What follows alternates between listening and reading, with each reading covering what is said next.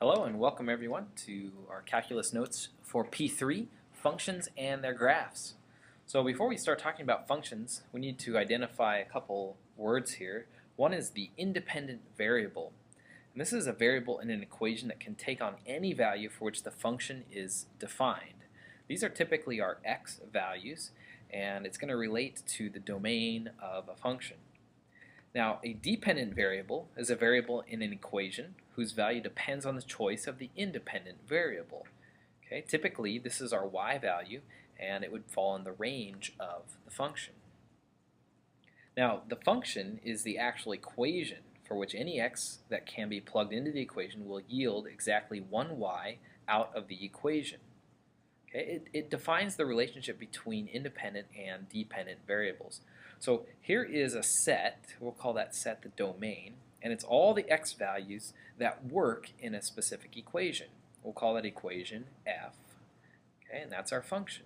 So it's basically saying you can take any value here, any of these x values, and you plug it into the function or equation, and the result of doing that is going to lead you to a y value, and that y value is going to be part of the range.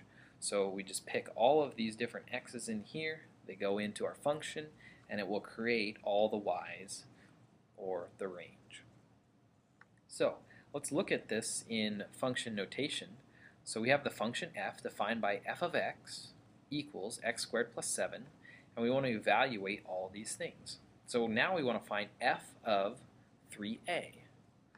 So really all we want to do here is replace all of our x's with 3a.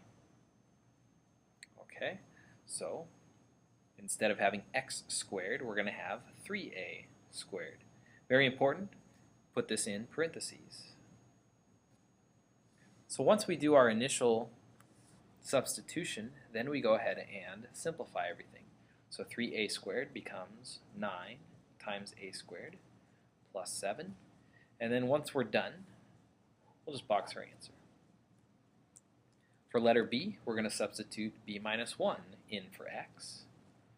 So instead of x squared, we're going to have b minus 1 squared. And then plus 7. Now, for squaring a binomial, remember, it's going to be the square of the first, okay, plus 2 times both of the inside parts. So 2 times b times negative 1 is negative 2b. And then plus the second part squared. So negative 1 squared is 1. And we still have the plus 7. And we'll combine these here to get b squared minus 2b plus 8. So this would be f at b minus 1. For letter C, this is what we call the difference quotient.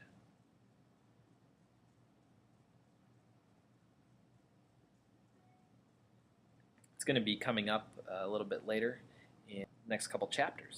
So this first one is f of x plus delta x. Now, when you have more than one f of x in an equation here, we're going to put them in these brackets here. So the first one, f of x plus delta x, we're going to replace x with x plus delta x. So it's going to be x plus delta x squared plus 7. Put them in the square brackets there. Okay, so this is that first part right here. Then we have minus, now we have another f of x, we're going to put that in a square brackets. And f of x, we're just going to write our function, x squared plus 7. And then we still have divided by delta x. So that's just our initial substitution, and now we're going to go ahead and simplify this.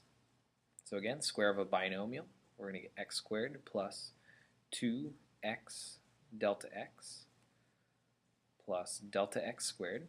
Oh, and we saw the plus 7. And the negative distributes to negative x squared minus 7. This is all over delta x. Now when we reduce here, you can see the 7's are going to cancel, and the x squared and the negative x squared, and so we're left with 2x delta x plus delta x squared over delta x. From here we can factor out a delta x in the numerator. And then that will cancel, and so we're left with 2x plus delta x. The big thing in this example is when you have multiple f of x's, you need to make sure you keep them separate here with those brackets. Moving on to the domain and range of a function. So there's two types of domains. There can be an implied domain, and this is just based on how the equation works. So it's the set of all real numbers for which an equation is defined. So if in this example we see f of x is 1 over x squared minus 4, there's going to be an implied domain of all real numbers except plus or minus 2. The reason is if we plug plus or minus 2 in for x, we get 1 divided by 0, and that can't work. So plus or minus 2 does not define the equation, so it's not going to work. For an explicitly defined domain, this is a domain that is given for a particular function. So in other words, it's made up. Okay? It's imposed upon a certain function. So we could say this function with this domain. Okay? X is greater than or equal to 4 and less than or equal to 5. Okay? So it's explicitly defined. So in our first example, we want to find the domain and range of the function f of x equals the square root of x minus 1. Now, when we look at a square root, we can't have the square root of a negative number. So we know that the x minus 1 has to be greater than or equal to 0, otherwise we get an imaginary. So we're going to set up this equation to help us find the domain. So we'll add 1 to both sides. Okay, so our domain is all values, x, such that x is greater than 1. So there's our domain. Now you might also see it like this. So since it can equal 1, we're going to put a closed brackets, and then it would go greater than, so all the way up to infinity, and then we're going to close it with a parentheses. So that's another way you might see domain. Now looking at this function, the square root of anything is always going to have to be positive. So our range here is going to be everything y greater than or equal to 0. And so we can also write this going from 0 and up to infinity. Okay, so again, the domain here is all your x values, and then the range is all the y values.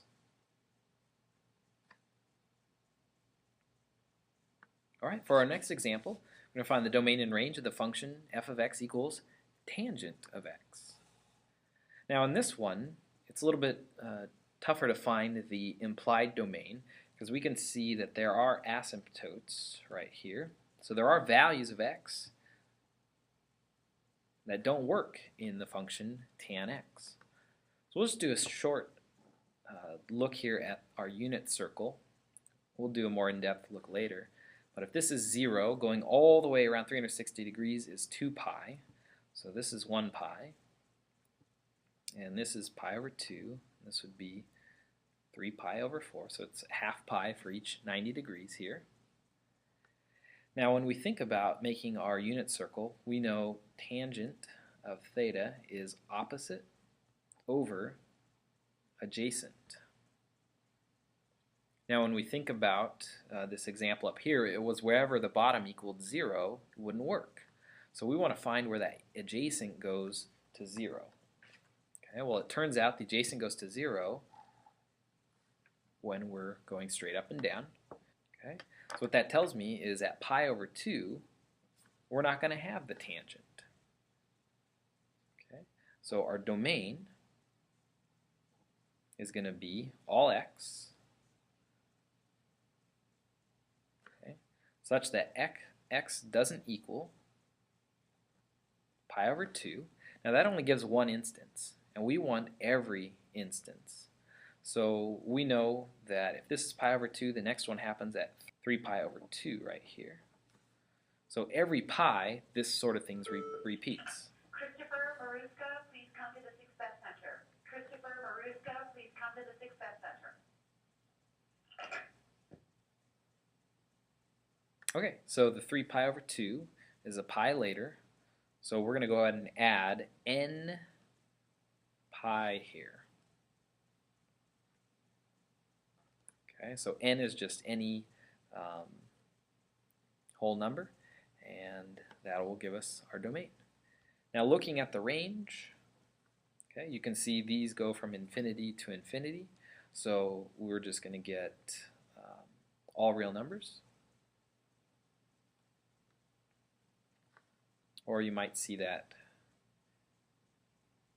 written just like that. Okay.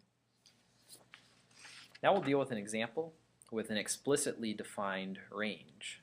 So a lot of times one function will be made up of two different functions over different intervals. So the 1 minus x works when x is less than 1, and then the square root of x minus 1 works when x is greater than or equal to 1.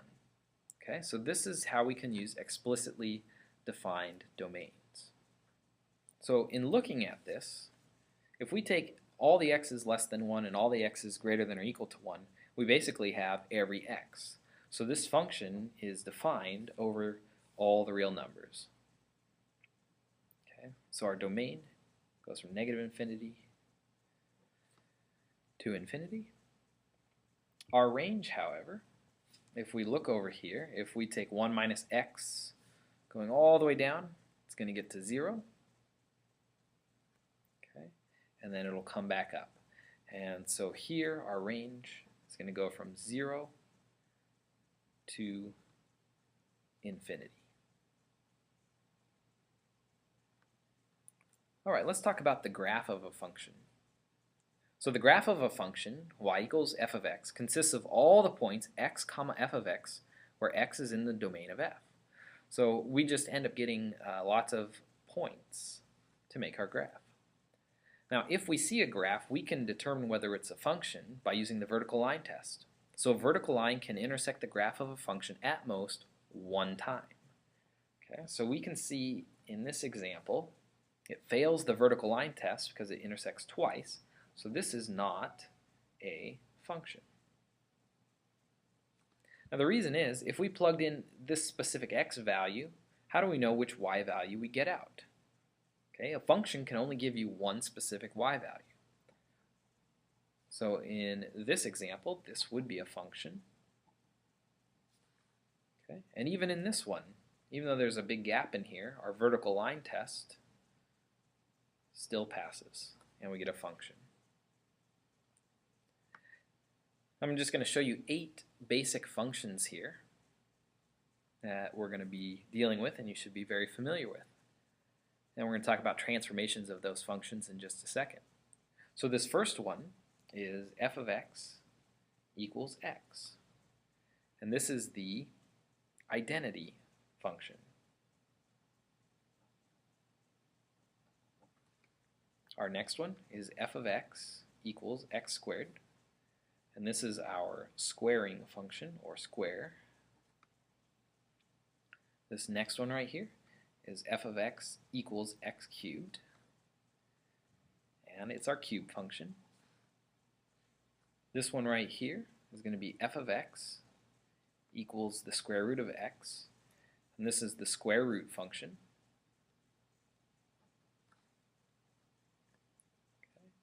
This graph is f of x equals the absolute value of x. And we just call it the absolute value function. This one right here, it's got these two parts to it, asymptote on the axes. This is f of x equals 1 over x. We call this a rational function.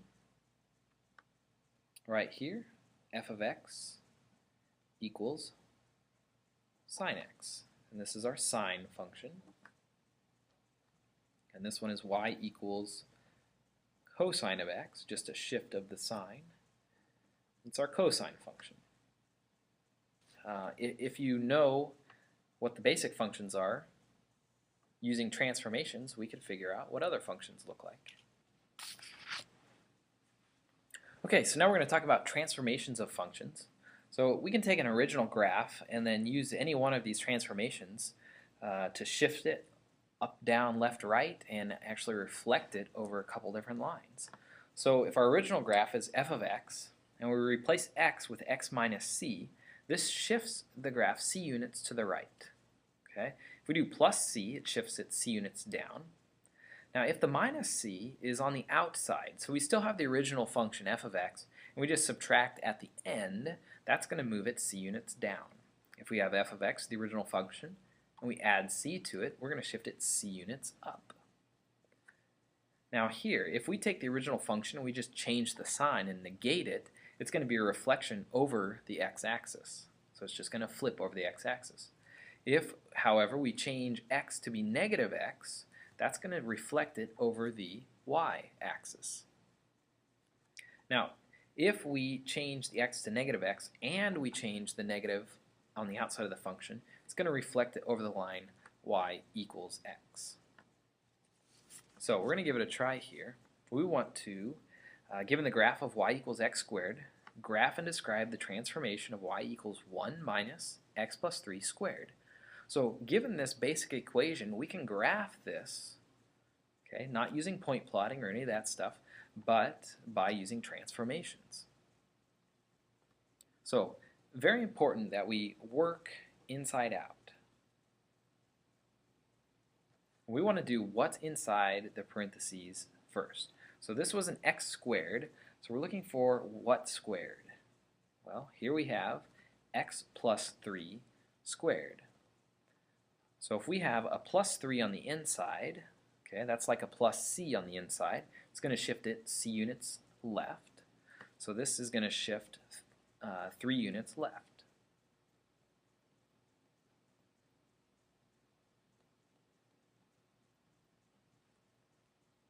Now we'll work our way outside. The next thing we want to do is, did we change the negation of the function? Oh, yes, we did. So this negation right here is going to reflect over, well, it's right here on the outside of the function, so it's going to reflect over the x-axis. So that's what happens next. And then the last thing is this 1, and this is a 1 that's just kind of added on to the outside. So it's going to be like our plus c. So that 1 is going to shift 1 unit up.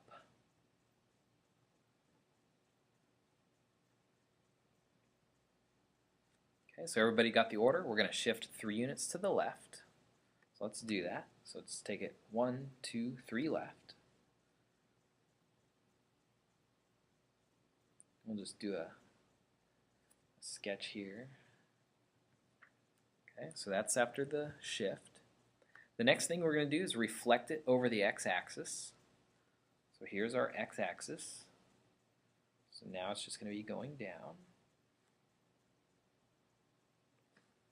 And then the last thing we're doing is shifting that up 1 unit. So we take the whole thing up 1 unit, and then we can draw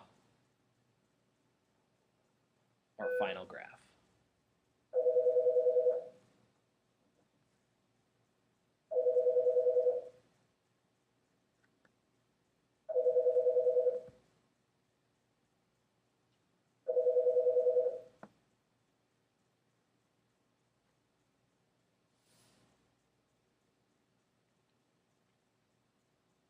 All right, our next section is on classifications and combinations of functions. So in calculus, we're going to be dealing with 3 main types of elementary functions. Algebraic, and these can be polynomial, radical, or rational. So polynomial is right down here. We'll talk about that in a second. Radical is going to be anything with square roots, and then rational is going to be anything fractions, okay, fractions of polynomials. Trigonometric is going to be any of our trig functions, so sine, cosine, tangent, and so on. And then we're also going to deal with exponential and logarithmic functions. So let's just start with the most basic and most common, the polynomial function. So here f of x is a sub n times x to the nth power plus a to the a sub n minus 1 times x to the n minus 1th power, so on and so forth, all the way down until a sub 2 x squared plus a sub 1 x plus a sub 0. Now here a sub n is going to be the leading coefficient and n is the degree. So we start with the highest degree first, and then we just decrease in degree all the way down until we get to 1 degree of 0. And there's our polynomial function. Now, when n is even and our leading coefficient is greater than 0 or positive, the function is going to have this sort of behavior. Okay? It's going to be pointing up on both ends when we have this path. Now, if n is even and the leading coefficient is negative, now it's going to be pointing down on both ends. When n is an odd number, okay, so this exponent right here, when that's odd and the leading coefficient is positive, it's going to end like this. So on the left side it's going to point down, on the right side it will point up. Now, when our leading coefficient is less than 1, that's going to be reversed. Okay, so on the left side it's going to be pointing up, on the right side it will be pointing down. Okay, so evens always end in the same direction, positive up, negative down. Odds end in opposite directions. So it'll be this way when it's positive, and this way when it's negative. Let's turn the page to composite functions. So sometimes we can combine a couple functions. We can add and subtract them, or we can put them inside of each other, and this is what composite function is. Okay, so this symbol means f of g of x. So we can use our domain and range type of example, and we do whatever is inside first. So we're going to take x, and you can see, put it inside the g function. So it goes right in there. Now that is going to yield a specific value. And we're going to take that value and then put it into our f function. That's going to yield another value, which is our y value in the range. Okay, so it just adds an extra step to get over to our range. So given f of x equals 2x minus 3 and g of x equals cosine x, find the following composite functions. Okay, so our first one has f and then g. So I'm going to rewrite this to look like f of g of x. And we do the inside first. Okay, so instead of g of x, we're actually going to write the function cosine x. So this becomes f of cosine x. Okay, since it's equal, we just substitute it. Now we evaluate the function f, replacing cosine x in for x. So we get 2 times cosine x minus 3. And there we have it. Now we can switch it around and then do g and then f. So we would have g of f of x, just like this. So again, we're going to replace f of x with the actual function 2x minus 3. So it becomes g of 2x minus 3. And now in the g function, we're going to replace x with 2x minus 3. So it becomes cosine of 2x minus 3. Now you'll notice here that the composite functions are not equal. So the order here is going to matter. And our last thing for this section is going to be a test to see whether a function is even or odd. So y equals f of x is an even function if f of negative x equals f of x. And y equals f of x is an odd function if f of negative x equals negative f of x. So in either case, we want to substitute negative x in for x and solve it and compare it to the original function. If it's the same as the original function, then it's an even function. If it's the opposite or negative of the original function, then it's an odd function. So in our example, we want to determine whether this is even, odd, or neither, and then find the zeros of the function. So first thing you do in either case is substitute negative x in for x. So here we get negative x cubed minus negative x. Okay, so we have to put negative x in for both of these x's here. Then when we cube a negative, it's still negative. Negative of a negative becomes positive. Now in looking at this, we can factor out a negative 1. And we have negative times x cubed minus x. So if we look at this, x cubed minus x is our function f of x. So let's go ahead and replace that in there. Okay. So f of negative x became negative f of x. And that is this one right here. Therefore, this is an odd function. Okay. Now we want to find the zeros here. So all we have to do is let f of x equal 0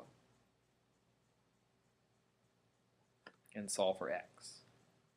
So here I would factor out an x. I would factor x squared minus 1. And once I have all my factors, I can just solve. So x equals 0, here negative 1, and positive 1.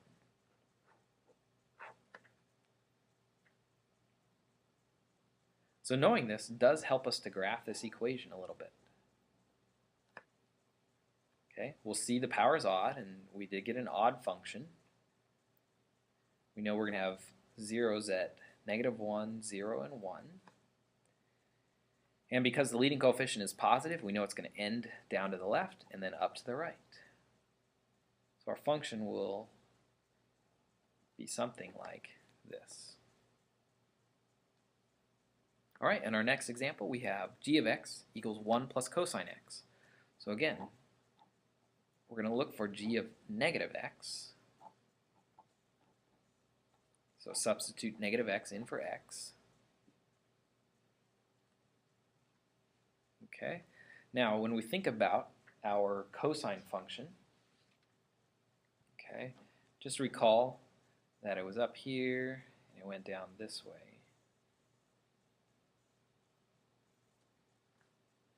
So because of this, we know that whether x is positive or negative doesn't matter.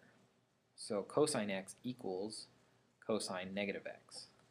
So that's going to help us to solve this, and we get 1 plus cosine x.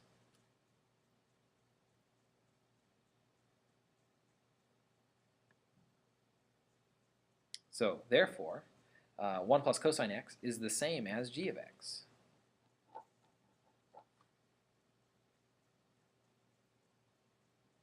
Okay, so if g of x equals g of negative x, then it's, so this is actually an even function.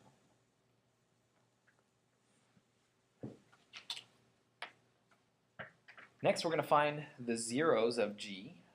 So again, we're going to let g of x equal 0.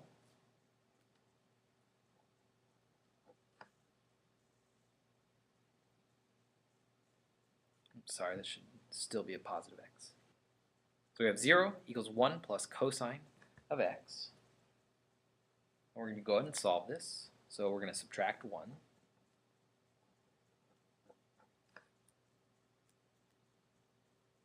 Okay. And we want to know where this equals 1. Okay, so the first place that this would happen is when x equaled pi.